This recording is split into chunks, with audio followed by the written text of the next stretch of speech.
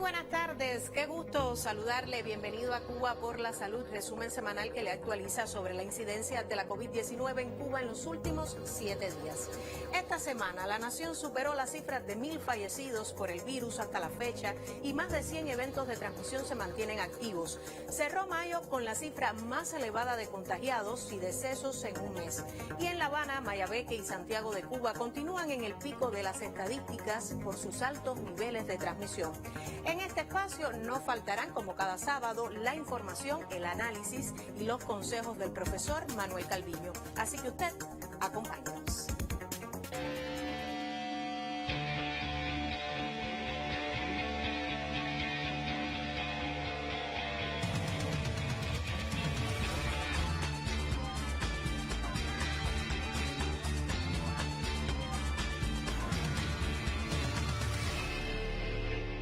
Comenzamos Cuba por la Salud y lo hacemos como cada semana, cada sábado, con la información que nos brinda el Ministerio de Salud Pública, pero en esta ocasión con una tabla muy particular, y es la tabla comparativa por periodos que habla de la alta transmisión del virus desde el 2020, el año pasado. Note usted cuánto era el balance total de casos: 12.056 casos positivos a la COVID-19, luego enero del 2021, 15.530, y nos parecía una cifra muy alarmante. Luego el febrero del 2021 viene a superar a enero con 23.004. Luego, marzo con 25.686, abril con 31.346, y fíjese cómo ya va el color siendo más rojo intenso, un rojo vino, hasta llegar a mayo, balance final de mayo con 35.701 casos. Decíamos en la presentación, el mes de más elevadas cifras de transmisión, de mayor número de contagios debido a la COVID-19 y también de fallecidos, lamentablemente, con un balance final de 311 decesos solo en el mes de mayo. El mes en que se dispararon todas las estadísticas, lamentablemente, a pesar de todo el esfuerzo del personal de salud. Avanzamos con el balance de la información siempre en Cuba por la Salud, con la curva de casos activos de la semana.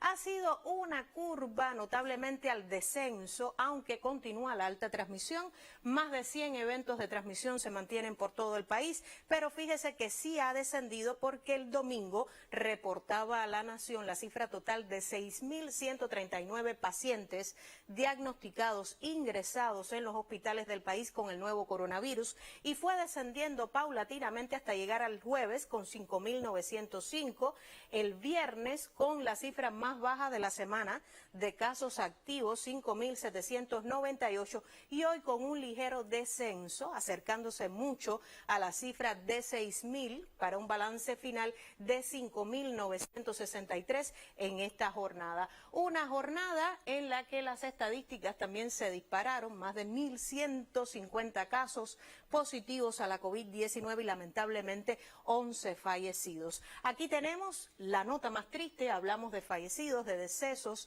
de muertes. La Nación ya superó en esta jornada los 1.000 fallecidos como consecuencia de la enfermedad, específicamente 1.003 fallecidos hasta el momento desde el inicio de la epidemia. Fíjese que ha sido siempre una curva preocupante. Este indicador de letalidad se dispara a veces en algunas de las jornadas, como el miércoles, con 12 decesos como consecuencia de la enfermedad.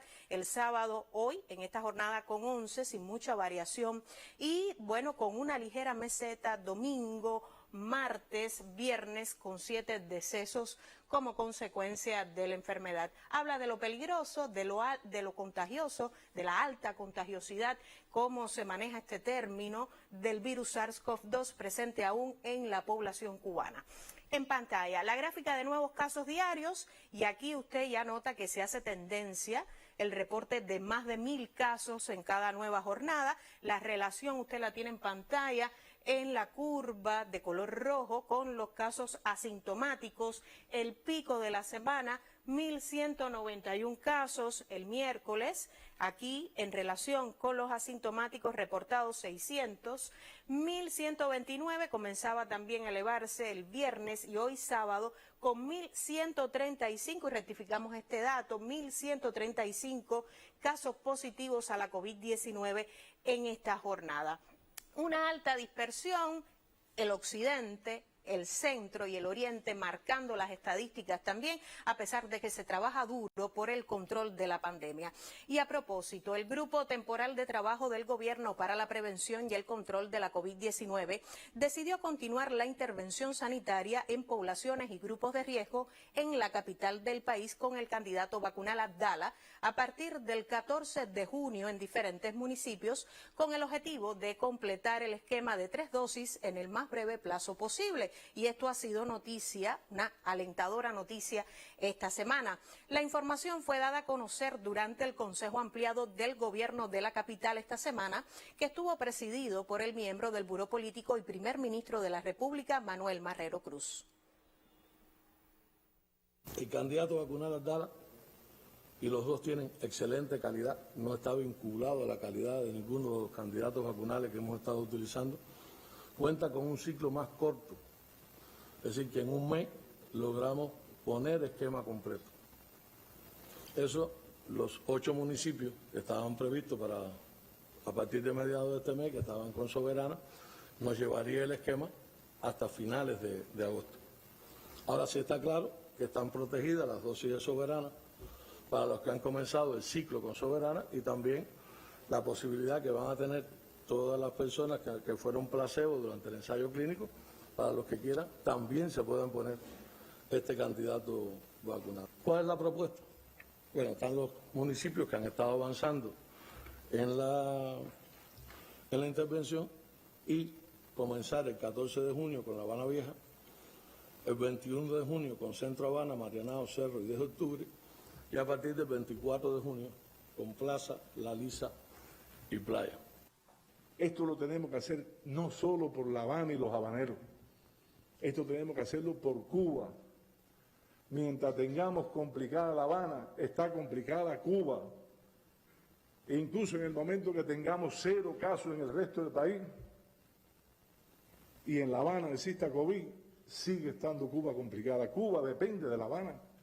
Con el aporte de todos juntos y cumpliendo las medidas con disciplina, lograremos vencer esta difícil etapa y así poder disfrutar en agosto, con las medidas que habrá que tomar, pero de un merecido descanso de verano. Eso depende de todos nosotros, depende si realmente logramos todo esto que nos hemos propuesto aquí. Y esta semana continuamos mostrando el impacto de la estrategia de vacunación cubana anti-COVID-19. Y es que el grupo de las industrias biotecnológicas y farmacéuticas Biocuba Pharma dispondrá en los próximos días de los primeros resultados de eficacia de los candidatos vacunales anti-COVID-19 Soberana 02 y Abdala. En conferencia de prensa explicaron que los datos favorecerán el autorizo por el SECMEC del uso de emergencia y el posterior registro sanitario. En rueda de prensa, el presidente del Grupo Empresarial Biocuba Pharma, doctor Eduardo Martínez, señaló que a pesar de las presiones del bloqueo de Estados Unidos sobre las operaciones del sector que impiden la adquisición de recursos para la producción de los candidatos vacunales cubanos, se esperan resultados alentadores de eficacia de Soberana 02 y Abdala, atendiendo a los datos de los ensayos clínicos fase 1-2 en cuanto a la generación de anticuerpos neutralizantes. Hemos encontrado que más de un 90%, alrededor del 95% de las personas que usaron la vacuna se lo convierten, o sea, que llegaron a tener respuesta de anticuerpos por encima de 4 veces con respecto a los niveles basales.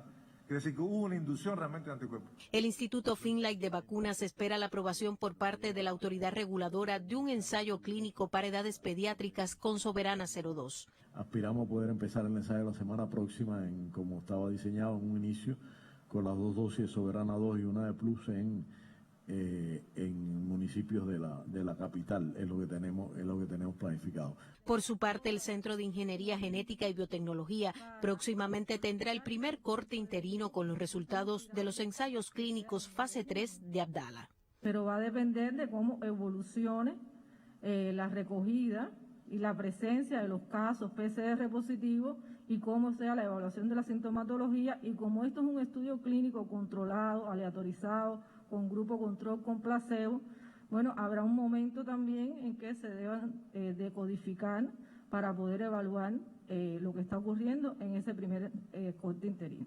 La vicepresidenta primera de Biocuba Pharma, Mayda Mauri, destacó que avanzan las negociaciones con Argentina, nación interesada en nuestros candidatos vacunales, junto al fluido intercambio con otros países y empresas. En este momento estamos desarrollando intercambios muy intensivos con más de 30 países, intercambios que están relacionados tanto con gobiernos como con empresas privadas, con un principio fundamental, y es que nosotros no vamos a firmar contratos que no podamos cumplir.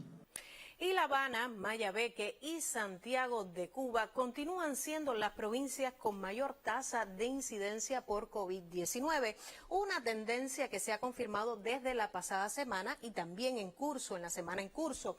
Aquí tenemos La Habana y los nuevos casos y cuál ha sido el comportamiento de la capital del país en cada jornada desde el domingo pasado. Fíjese que La Habana ha logrado reducir ligeramente, discretamente, el número de nuevos casos reportados en cada jornada. Si bien el domingo La Habana reportaba 540 casos positivos a la COVID-19, usted va a notar que paulatinamente disminuyó esta cifra, fíjese, hasta llegar al jueves con 421 casos positivos en esa jornada, la jornada en que se reportó menos casos positivos desde muchísimas semanas atrás, en que usted recordó probablemente en que tuvimos 700 o 600 casos positivos sostenidos en una jornada solo en la capital del país, y fíjese cómo llegamos hasta el día de hoy con 437. Ahora, ¿quiere decir que no se mantiene alta la transmisión? No, todo lo contrario. Descienden los casos positivos de manera global, pero continúa alta la transmisión. Muchísimos eventos abiertos en estos momentos en la capital del país, de ahí la importancia y el llamado del primer ministro de la República de Cuba, Manuel Marrero, a no descuidar ninguna de las medidas en la capital del país y a reforzar el cumplimiento de todo lo indicado en las comunidades. Avanzamos, nos detenemos en Mayabeque. Mayabeque, una provincia también del occidente del país con una compleja situación epidemiológica en las últimas semanas. Domingo con un pico importante, el domingo pasado 111 casos positivos, luego con un ligero control entre lunes y martes, pero mire cómo el miércoles nuevamente 116 con otro nuevo pico Mayabeque y con un ligero control, aunque hoy sábado con 80 casos positivos a la COVID-19. Este es el occidente, pero ¿qué pasa en el oriente? Santiago de Cuba, epicentro de la COVID-19 en el oriente del país. Fíjese cómo el domingo pasado, con una cifra alarmante, 201 casos positivos a la COVID-19, y cómo se ha mantenido el resto de la semana con más de 100 casos en cada nueva jornada, una provincia que logró mantener un control evidente y donde hoy ocurre también la intervención sanitaria en grupos y territorios de riesgo. Los miércoles 161 casos positivos y hoy sábado con 162. Preocupantes cifras que nos hablan de la dispersión del virus por todas las provincias y territorios del país. También en esta semana el municipio especial Isla de la Juventud reportaba nuevos casos autóctonos a la COVID-19. Nosotros cambiamos de tema, y es que en varias naciones de Europa se ha aprobado para viajar el uso de un certificado digital COVID que funciona como un pasaporte especial para el control sanitario en fronteras. En él se especifica si la persona ha sido vacunada, los resultados de los PCR realizados, entre otros detalles. Este dispositivo entrará en vigor en Europa el próximo 1 de julio con el ánimo de agilizar los trámites para recuperar la movilidad. Pero Cuba no se ha quedado atrás y desarrolla su propio pasaporte digital o certificado de vacunación COVID. Lo han creado especialistas de las Universidades de Ciencias Informáticas, la UCI. Vamos a conocer más detalles.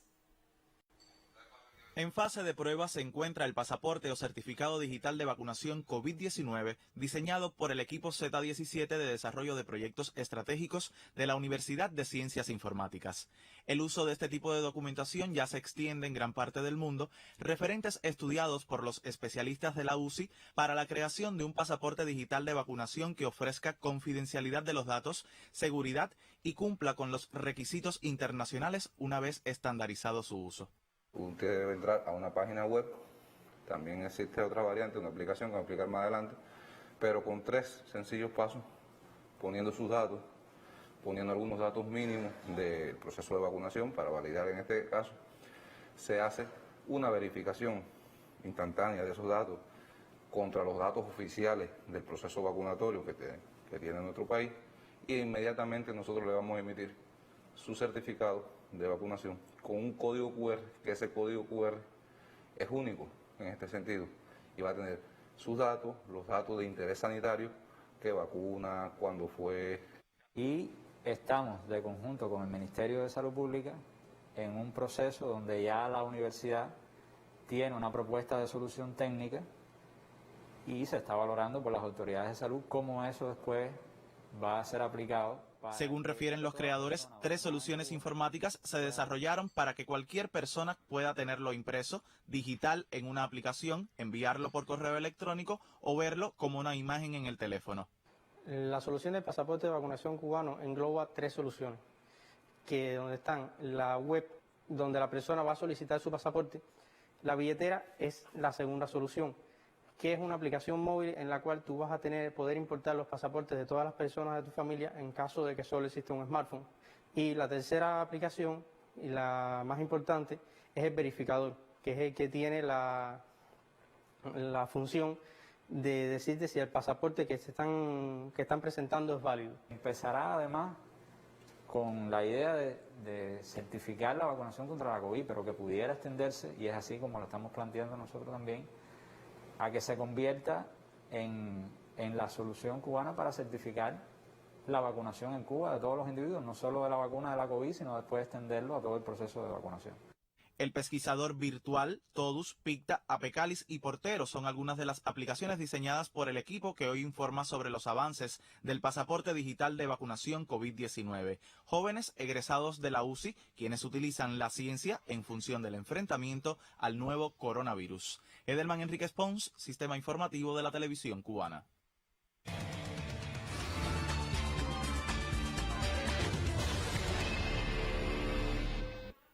Y avanzamos con otros temas en Cuba por la salud, y es que en el Consejo Ampliado de Gobierno de la capital, celebrada el pasado martes, el doctor José Ángel Portal Miranda, ministro de Salud Pública, enfatizó en las características de la situación epidemiológica del país en las últimas semanas.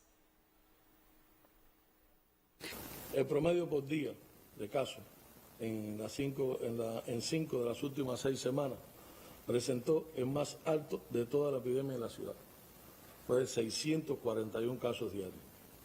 Al cierre de la semana 21, el ritmo de propagación disminuyó un 18,4%. Aparecen que en las últimas 2 semanas ha habido una discreta disminución de los casos. No obstante, se mantiene muy elevado el número de casos por día al cierre de la última semana, que fue de 523. Reiterar que se trata de una infección de transmisión respiratoria, donde aproximadamente el 50% de los casos son asintomáticos, por lo que la medida más efectiva sigue constituyendo el distanciamiento entre las personas. Y como cada Cuba por la salud, mostramos a esta hora y cuando nos quedan pocos minutos para concluir, la información estadística desde el inicio de la epidemia y hasta la fecha en el país. Hasta este momento se han reportado en Cuba un total de 147.831 cubanos con la COVID-19 positivos. Nos acercamos ya a la cifra de 150.000 contagiados desde el inicio de la epidemia en nuestro país. Positivos activos 5.963, evacuados 2, retornados 54, recuperados 140.809, más del 95% afortunadamente, y el total de fallecidos 1.003 fallecidos decesos, muertes por consecuencia de la enfermedad. Esta es la estadística más lamentable y el indicador que hoy se destaca en Cuba por la salud y que siempre nos debe llamar a una alerta precisa. Ha sido la información general. Gracias al Ministerio de Salud Pública. Nosotros nos vamos a una pausa.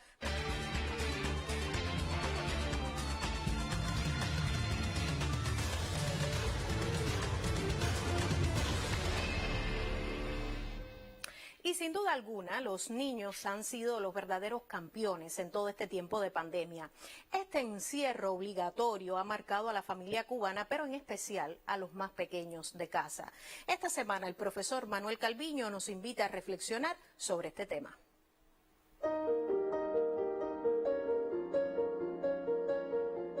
En más de una ocasión he dicho que la pandemia de alguna u otra manera nos ha afectado a todos. La psicología sabe muy bien que los niños son especialmente dados a producir alteraciones psicológicas y alteraciones del comportamiento justamente cuando son sacados de su rutina, cuando su vida cotidiana, cuando su disciplina rutinaria del día a día cambia. Y en este sentido, si nosotros los adultos que tenemos, digamos, todos los recursos para afrontar una situación difícil, lo sufrimos, ¿qué no podríamos decir de los niños? Sin embargo, algunas investigaciones que se han realizado en nuestro país demuestran que nuestros niños tienen una gran capacidad de afrontamiento. Tras este periodo de pandemia en el que todavía nos encontramos, los niños y las niñas cubanas han demostrado ser los pequeños campeones.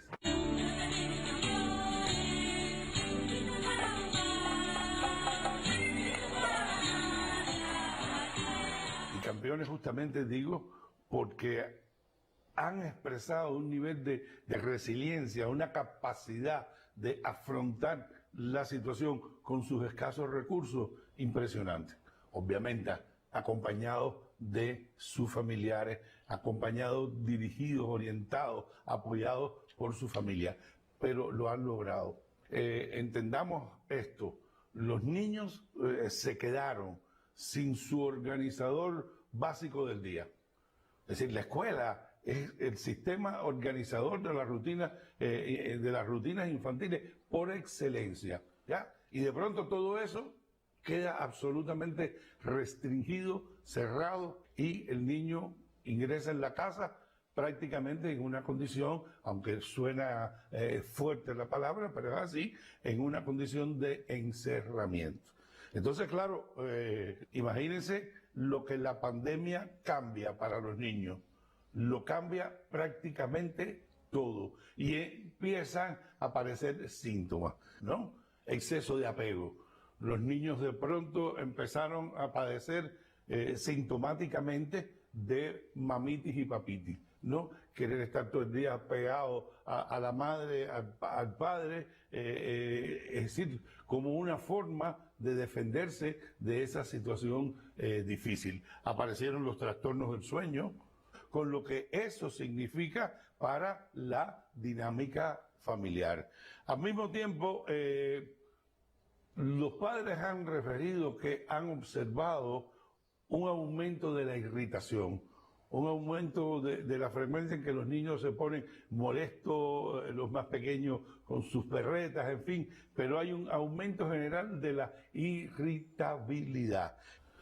Obvio, un buen afrontamiento desde el punto de vista familiar apoya mucho las modificaciones que van haciendo los niños. ¿Y por qué hablo de los pequeños campeones? Porque si efectivamente esa buena influencia familiar es importante, el hecho de que el niño asimile, de que el niño asuma, de que el niño llegue a entender dentro de sus posibilidades, llegue a entender que esa es una nueva condición y que tiene que de alguna manera buscar las formas de reconstruir sus estilos de comportamiento, sus estilos de relaciones en esa nueva situación, eso es resiliencia. Eso es resiliencia infantil. Esa es esa capacidad de los niños de poder entender, de poder interpretar, decimos los psicólogos, de poder leer la situación y ir construyendo nuevos comportamientos, nuevas conductas adecuadas a ella. Yo quiero resaltar esa fortaleza, esa entereza, esa capacidad que han tenido nuestros niños y niñas de, en las condiciones en que los adultos los hemos sentido absolutamente descolocados, ellos se descolocaron, pero fueron capaces y están siendo capaces de encontrar la forma adecuada de pasar por esta situación. ¿Cómo no le vamos a dar el título de campeón? Y a tono con el profesor Calviño, nos despedimos hoy con una historia de nuestra infancia. Y es que el niño Tiago Cabrera Moreno, de 6 meses de edad, enfermó con COVID-19, pero ya se recupera afortunadamente de la enfermedad. Para Cuba ha sido una prioridad durante la pandemia la población pediátrica, como lo es también todos los derechos de la infancia. Hace pocos meses vivimos junto a una joven madre santiaguera la batalla que ella y su bebé libraron contra un enemigo común, el SARS-CoV-2. Tuvimos que prácticamente socorrer a la madre que entró en un cuadro bastante importante. Tuvimos que trasladarla para el hospital militar y tuvimos que trasladar también al bebito junto con ella. Los malos momentos han quedado atrás y no son solo recuerdos. Para uno como mujer y sobre todo como madre, es una experiencia bastante difícil, es una experiencia que nadie quisiera vivir, porque te separan de tus hijos. En mi caso, que tengo 2 bebés, uno se quedó en casa en aislamiento y el otro me lo separan de mí porque también tuve la fatídica experiencia de caer en la gravedad, ¿no? Y que mi bebé se quedara solo con apenas 2 meses de nacido en el hospital a cargo de los médicos, de las enfermeras, de las personas de la asistencia de la salud médica en Cuba, que se portaron de maravilla, pero que no dejan de ser personas extrañas para él, y mucho menos cuando son tan pequeños. En medio del azote de la pandemia de la COVID-19 que se ensaña con fuerza en la edad pediátrica también en Cuba, donde los diagnosticados representan el 10% de los confirmados, la conmemoración del Día de la Infancia recuerda cuánto urge cuidar con más rigor a quienes son la esperanza del mundo. Tomar todas las medidas higiénicas necesarias, ya no solo por uno, ya no solo por aquellas personas que quizás no volvamos a ver, sino por esos niños que tienen el derecho de crecer sanos, de crecer saludables, de poder vivir una vida plena y que nos corresponde a nosotros los adultos, los padres, cuidarlos y dárselos. De lo contrario, no vamos a poder lograr frenar la pandemia y frenar esa cantidad de menores de edad, que no solo son los infantes, son también los menores de 18 años, jóvenes, que están padeciendo la COVID-19 y que no lo ven como algo importante y que no lo ven como algo grave, simplemente como una enfermedad más. El coronavirus trastoca celebraciones, pero este Día de la Infancia, niños cubanos como Tiago tienen como regalo la atención priorizada que no ha perdido importancia ni en los tiempos más difíciles vividos en el país. Desde Santiago de Cuba, Lisandra Pérez Enríquez para el Sistema Informativo de la Televisión Cubana. Para ver a Tiago sonreír y también para ver sonreír a cada niño cubano, usted no debe descuidar ninguna de las medidas higiénico-sanitarias indicadas. Así ponemos punto final a este Cuba por la Salud, resumen que lleva usted siempre la incidencia de la COVID-19 en los últimos 7 días. Nosotros nos vemos el próximo sábado para seguirle contando lo que hace Cuba por la salud de su población. Muy buenas tardes.